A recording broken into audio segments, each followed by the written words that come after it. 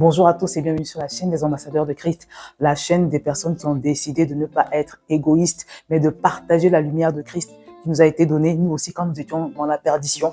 La chaîne des personnes qui ont décidé de se battre de toutes leurs forces pour barrer la route de l'enfer, mes bien-aimés, parce que l'enfer est bel et bien réel.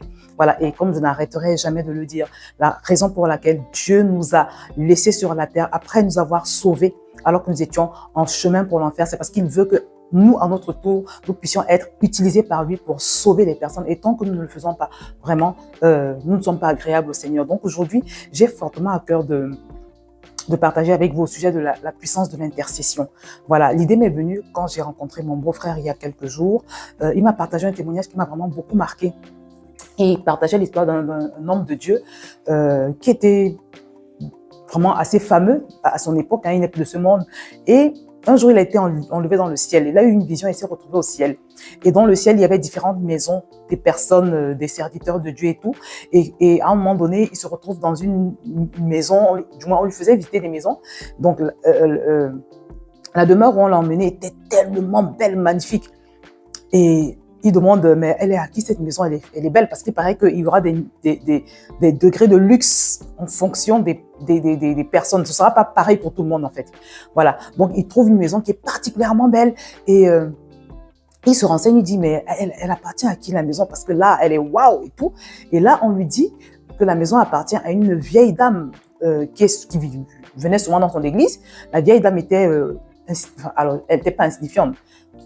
Souvent, ce genre de personne est considéré un peu comme étant insignifiant. Vous voyez, le genre de personne âgée qui s'assoit au fond de l'église, personne ne la calcule et tout ça. Donc, il demande, on lui dit que c'est elle. Il était choqué. Donc, il a voulu en savoir plus.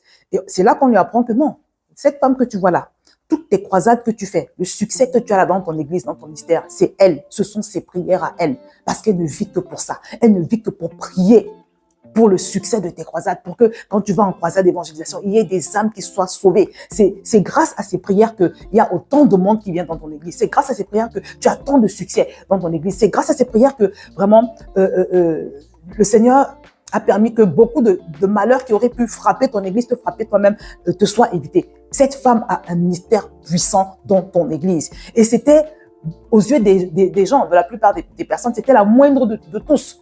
Vous voyez? Et ça m'a tellement interpellée. Et je me suis dit, waouh, décidément, il y a une puissance dans le fait d'intercéder, dans le fait de crier à Dieu, dans le fait de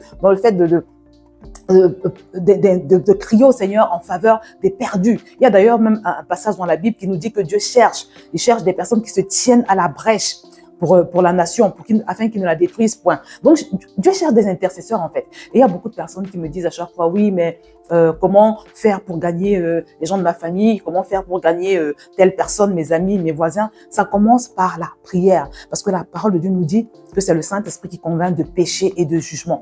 Vous voyez? Donc, et la Bible nous dit également que nul ne vient à Christ si Dieu ne l'attire. Donc, maintenant, c'est à toi de prier, de payer le prix dans la prière.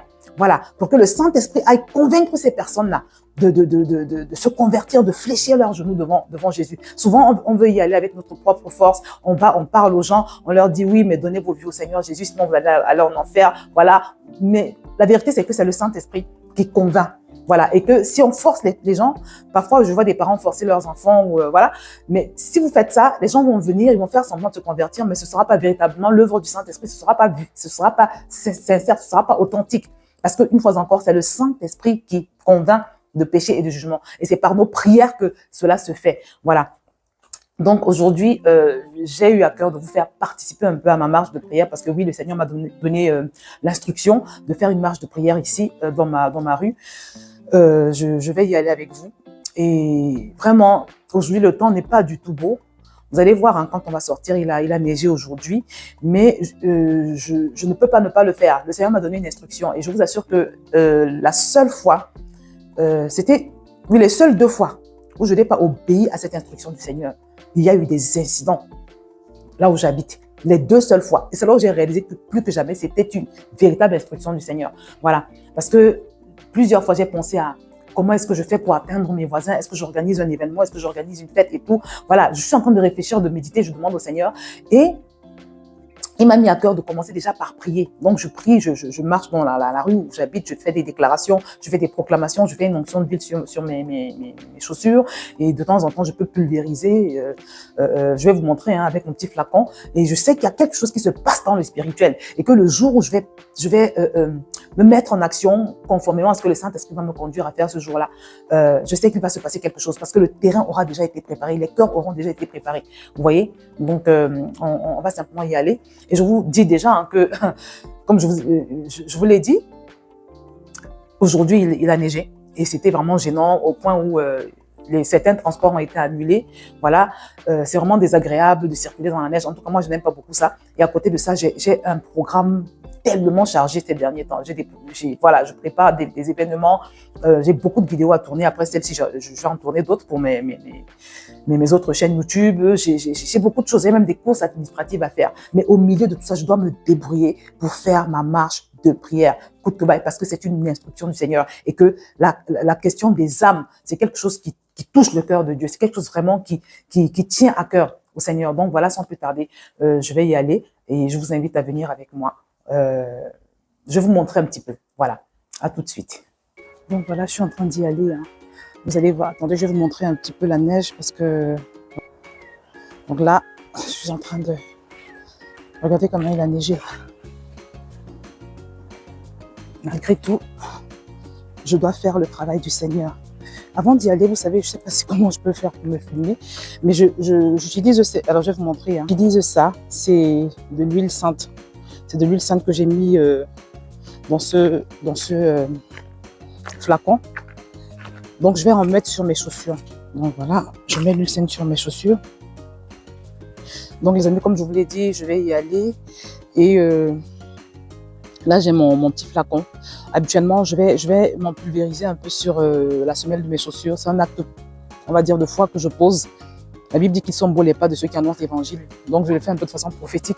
Et pour que chaque pas que je vais poser sur cette rue, vraiment, libère la puissance de Dieu, la puissance du Seigneur. Je vais y aller et puis je vais vous montrer. Je vais simplement marcher en faisant des aspersions d'huile sainte. Parce que là, mon huile sainte, elle est là. En faisant des aspersions d'huile sainte et en faisant des proclamations. Vous voyez, donc je vais commencer, je vais mettre dans l'atmosphère de la présence du Seigneur. Des fois, je prie en langue, des fois, je prends un chant, des fois, je relâche des paroles. C'est vraiment selon que l'Esprit me conduit. Voilà. Mais il est question d'impacter, de libérer quelque chose dans cette rue. Donc voilà, on va y aller par la grâce de Dieu. Oh, merci Seigneur. Shekete yaba, robo sekete masakata yaba, robo shekete ya masakata yaba, rima soko robo sekete ya mama shekete ya.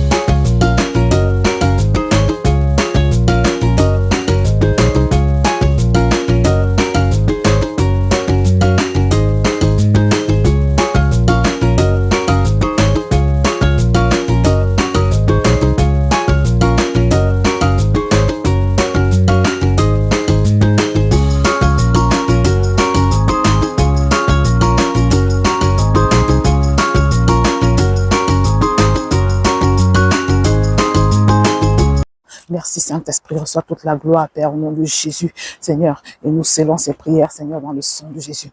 Amen. Merci Seigneur. Have your way. Donc voilà, mes bien-aimés, je viens de faire la rue. C'est tout simple. Je fais juste ce que le Seigneur m'a demandé. C'est une instruction. J'ai très froid aux mains. Très, très froid parce qu'il fallait que je tienne ça. Voilà. Et je bénis aussi Dieu pour la vie de ma fille qui est en train de me filmer. Là, on a fait un petit trajet, mais comme il fait froid, on le ressent.